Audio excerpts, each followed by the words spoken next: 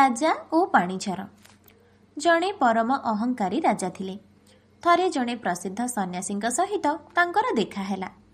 ତାଙ୍କ ସହିତ ଥିବା ସବୁ ପାରିଷଦମାନେ ମଥା ପୋତି ସନ୍ନ୍ୟାସୀଙ୍କୁ ପ୍ରଣାମ କଲାବେଳକୁ ରାଜା ଅଭିବାଦନ ନ କରି କହିଲେ ଯେ ସେ ରାଜା ହେଇଥିବାରୁ ମୁଣ୍ଡ ନୁଆଇଁ ପାରିବେନି।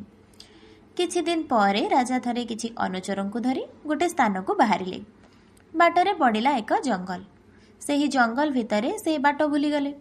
ସେମାନେ ଜଙ୍ଗଲରୁ ବାହାରିବେ କ'ଣ, ବୁଲାବୁଲି କରି ବାଟ ଖୋଜୁ ଖୋଜୁ ଆହୁରି ଭିତରକୁ ପଶିଗଲେ।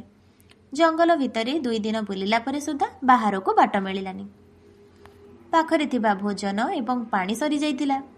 ପାଣି ସରିଯାଇଥିବାରୁ ଶୋଷରେ ପ୍ରାଣ ଚାଲିଯିବା ଭଳି ଅବସ୍ଥା ହୋଇଗଲା। ଆଉ ସହି ନ ପାରି ରାଜା ଘୋଡ଼ା ପିଠିରୁ ଓହ୍ଲେଇ ପଡ଼ି ତଳେ ପଡ଼ିଗଲେ। ପାଣି ବିନା ହାହାକାର ପଡ଼ିଗଲା।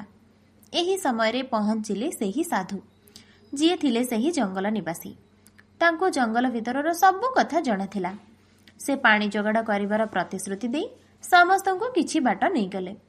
ସେଠାରେ ଏକ ପାହାଡ଼ ଖୋଲରୁ ଝରୁଥିଲା ନିର୍ମଳ ପାଣିର ସରୁ ଝରଟିଏ। ସନ୍ନ୍ୟାସୀ ରାଜାଙ୍କୁ କହିଲେ, ଏଠାରୁ ଆପଣ ପାଣି ପିଇପାରନ୍ତି, କିନ୍ତୁ ଏଥିଲାଗି ଆପଣଙ୍କୁ ନତଶିର ହେବାକୁ ପଡ଼ିବ। କାରଣ ମୁଣ୍ଡ ନ ନୁଆଇଲେ ପାଣି ପିଇବେ କେମିତି? ଆପଣ ରାଜା, ତେଣୁ ବିଚାର କରନ୍ତୁ, ମୁଣ୍ଡ ନୁଆଇବେ ନା ନାହିଁ।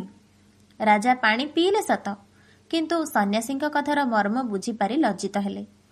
ସନ୍ନ୍ୟାସୀ କହିଲେ, ମହାରାଜ, ଗୋଟେ କଥା ମନେ ରଖିବେ, ତାହା ହେଲା ସର୍ବଦା ମସ୍ତକ ଉଚ୍ଚା କରି ରହିଲେ ଆପଣ ଆଶୀର୍ବାଦ ବା କରୁଣାର ବିନ୍ଦୁ ପାଇବେନି। ତେଣୁ ମଥା ନତ କରି ଶିଖନ୍ତୁ। ରାଜପଦ ଅସାର, କିନ୍ତୁ ଈଶ୍ୱରଙ୍କ କରୁଣାର ଝର ଅସରନ୍ତି, ଯାହା କେବଳ ନିଜକୁ ଅହଂଶୂନ୍ୟ କରିପାରୁଥିବା ଲୋକେ ଲାଭ କରନ୍ତି।